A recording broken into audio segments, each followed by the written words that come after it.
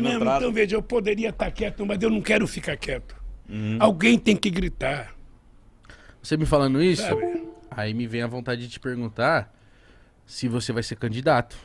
Porque a gente vê nas pesquisas, o único ser humano capaz de derrotar o Bolsonaro é o Lula, desde o primeiro turno, segundo turno, isso e aquilo, isso e aquilo. A sua indignação vai fazer o senhor ser candidato? Olha, eu tenho que tomar uma decisão até março. Porque, veja, eu tenho que pensar muito. Eu já fui presidente. Eu sou considerado, por todas as pesquisas, o melhor presidente da história do Brasil. Eu sou o presidente que mais fiz universidade na história do Brasil. Que mais fiz escolas técnicas na idade do Brasil, nesse país. Quando nós assumimos o governo, o Brasil tinha 3,5 milhões de universitários. Quando nós deixamos, tinha 8 milhões de universitários. Nós criamos o ProUni para garantir bolsa para jovens pobres da periferia que não podiam estudar. Nós garantimos o FIES, sabe, com financiamento do Estado para garantir que filho de pobre que quisesse tomar dinheiro emprestado para pagar a universidade pudesse tomar. Sabe? Nós fizemos em 13 anos mais escolas técnicas do que foi feita de 1909, quando foi feita a primeira em Campo de Goytacazes, no Rio de Janeiro, até a hora que eu cheguei na presidência. Nós fizemos mais de 450 escolas técnicas contra 140 que eles fizeram no século. Sabe? E por que eu acreditava nisso? Eu acreditava nisso porque é o seguinte: eu tinha vontade de estudar, não conseguia estudar. Eu tinha que escolher, ou eu estudava ou eu trabalhava. Tá? Então, eu quero que o filho do trabalhador estude. Todo mundo nesse país tem o direito de ter a mesma oportunidade. Eu não sei se você vai ser melhor do que o Igão, ou se ele vai ser melhor do que você, me diga. Também nunca. O que eu quero é garantir que vocês dois tenham a mesma oportunidade. Aí, para ter oportunidade, você tem que comer. Quem come vira inteligente. Quem come vira bonito. Obrigado. Sabe? Então, mas é verdade. Igão, A então fome, tá lindão. a fome é feia. Sim. Sabe? Então, veja, então eu fico pensando, eu só tenho uma razão para votar. É fazer esse povo outra vez voltar a comer. Eu tenho uma obsessão. Eu fui comer pão pela primeira vez com 7 anos de idade. Caralho. Tá? O meu café de manhã era uma cuia de farinha de mandioca com café preto. Tá? Pão era quando estava doente. Então, eu levava marmita quando eu trabalhava na Vilares, às vezes não tinha nem um ovo para colocar dentro, era só feijão e arroz. Eu tinha que comer na fábrica escondendo para ninguém ver que eu não tinha mistura. Então, só tem sentido eu votar se eu garantir que esse povo volta a comer todo dia. Todo mundo tem que tomar café, almoçar e jantar todo dia. Não dá para você fazer diferente. Todo filho de trabalhador da periferia tem direito de disputar uma vaga na universidade. Acabar com essa mentalidade escravocrata. São 350 anos de escravidão que ainda permanece na cabeça das pessoas. O ódio porque o pobre tem ascensão.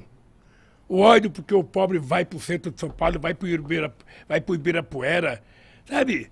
O pobre não pode andar de avião. É preciso acabar com essa imbecilidade. O pobre é gente. Não o pode pobre é um ser humano.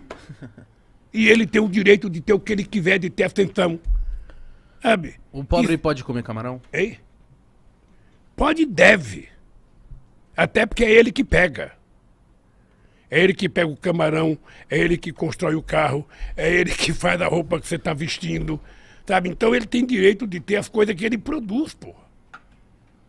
E não é difícil. Posso dizer para vocês, pela fé que eu tenho em Deus, não é difícil. Mas, Lula, como que tá você, sua equipe, o PT em relação a isso? Porque a gente, meros mortais, a gente tá olhando o governo agora, tá tipo, mano, o que tá acontecendo, sabe? Aconteceu o Covid e as vacinações. Só um milagre. E etc. Então, tem muita gente que tá desesperado, tem muita gente que não tá botando mais fé, que tipo, mano, o Brasil já era. a gente quer uma solução, sabe? A gente quer, porra, quer olhar... Motivo pra acreditar, né? A gente quer um motivo pra acreditar, a gente quer o Brasil bem, cara, sabe? Ô, Mitica, é porque nós não temos governo. Você vai já Vamos pegar a pandemia como exemplo que você falou, Mitico. O que você, se fosse presidente, você, Mitico, se fosse presidente Vacina. E fosse uma pessoa séria, deveria fazer? Bom, você não é obrigado a entender de porra nenhuma, correto? Ele já fala que não entende de porra nenhuma mesmo. Mas você, então, chama o seu ministro da Saúde, convoca um grupo de cientistas, que nós temos muitos cientistas bons, sabe? Convoca os secretários de saúde dos estados, você cria um comitê de crise, e esse comitê de crise passa a orientar a sociedade brasileira. Então, toda vez que for para a televisão, o comitê de crise está dizendo, olha, isso tem que fazer. Tem que comprar vacina. A vacina é muito importante, então tem que comprar vacina, vamos gastar o que tiver que gastar para comprar vacina. Tem que usar máscara, é obrigado a usar máscara. Você precisa efetivamente parar de participar de balada, parar de sabe, querer fazer festinha. Não dá, cara. Você tem que viver a vida inteira, não perca a sua vida. Se você tivesse um governo sério, isso teria acontecido. Agora você tem um governo que achou que era uma gripezinha, você tem um governo que achou que usar máscara virava homossexual, você tem um governo que acha que tomar vacina vai virar AIDS, sabe? Então você tem um psicopata, sabe, mentindo para o país com fake news todo dia, não é normal. Então, nós precisamos recuperar a esperança. Você veja uma coisa, eu fui agora para a Europa. Eu fui só para mostrar para essa gente como é que o Brasil pode ser governado. Você mostrar que o Brasil é um país respeitado, o Brasil é grande. O Brasil tem 215 milhões de habitantes. Quando eu estava no governo, o Brasil era a 6ª economia do mundo, o Brasil agora é a 13ª economia do mundo. O Brasil tinha muito respeito, a China respeitava o Brasil, a Rússia respeitava o Brasil, os americanos respeitavam o Brasil. Agora, quem que respeita o Brasil? Ninguém quer vir aqui conversar com esse cara. Esse cara vai para a reunião, ninguém conversa com ele. Ou seja, então o povo brasileiro fica desesperado, porque ele não se sente representado. E esse cara só sabe fazer gesto de arma. Ele acha que a solução está em vender arma, facilitar a compra de pistola, facilitar a compra de rifle. Daqui a pouco ele está distribuindo granada para a molecada brincar na escola, sabe? Quando, na verdade, ele deveria estar pensando em distribuir livro didático na escola. Sabe? É isso que ele deveria estar pensando. Mas não pensa. Então, a desesperança é muito grande. Então, nós precisamos tentar reativar a esperança nessa pessoa. Esse jovem que está em casa nos assistindo, que está lá sentado no sofá, sabe? Que está, às vezes, amargurado, porque ele queria ter um computador melhor para estar assistindo vocês, sabe? Ele tem que ter o direito de comprar o computador, nós temos que facilitar. Sabe, para que as pessoas, sabe, a pessoa sinta o prazer pela vida. Sabe, o cara sair na rua da sua casa, ter iluminação, o cara ter uma área de lazer perto da sua casa, o cara ter um centro de cultura, como nós criamos os pontos de cultura quando o Gil era nosso ministro e o Juca Ferreira. Sabe, essa minada, essa gurizada que tem 16, 17 anos, 18 anos, essa molecada tem que gastar energia com coisa saudável. Sabe, não, mas não tem nada para ele fazer. Abre a porta de casa e vê a polícia tirando. Se colocar a cabeça para fora, toma um tiro. Sabe, todo mundo assustado, todo mundo com medo. Então, como é que a gente vai cuidar disso? Sabe, é o seguinte, é através da política, as pessoas que estão assistindo a gente, tem que ser através da política. Se você não gosta dos partidos que estão aí, cria um outro. Se você não acredita em nenhum político, seja você, porra, se candidato. Coloque seu pai para se candidatar. Mas mude a história desse país, não pode ficar assim. Faz 500 anos que a gente está assim.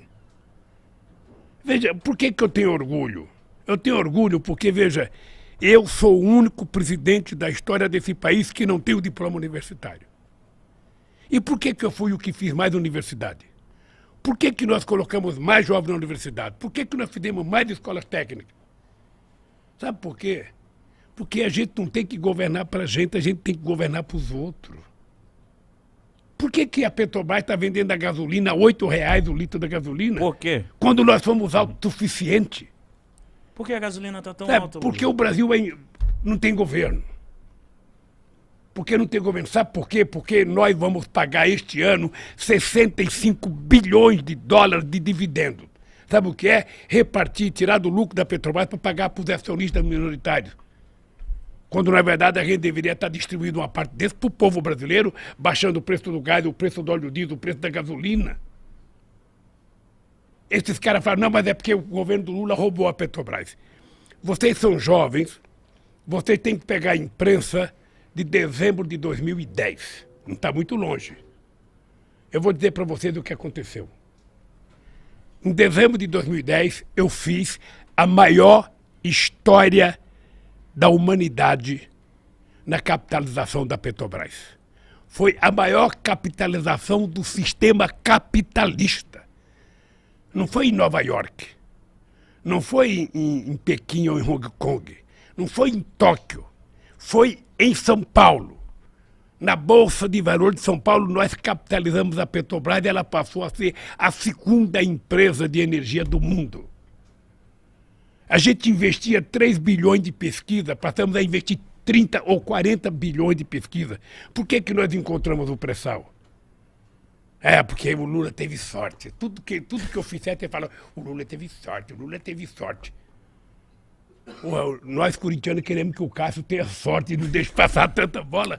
Nós precisamos de um presidente que tenha sorte. Então, a gasolina está aumentando por irresponsabilidade.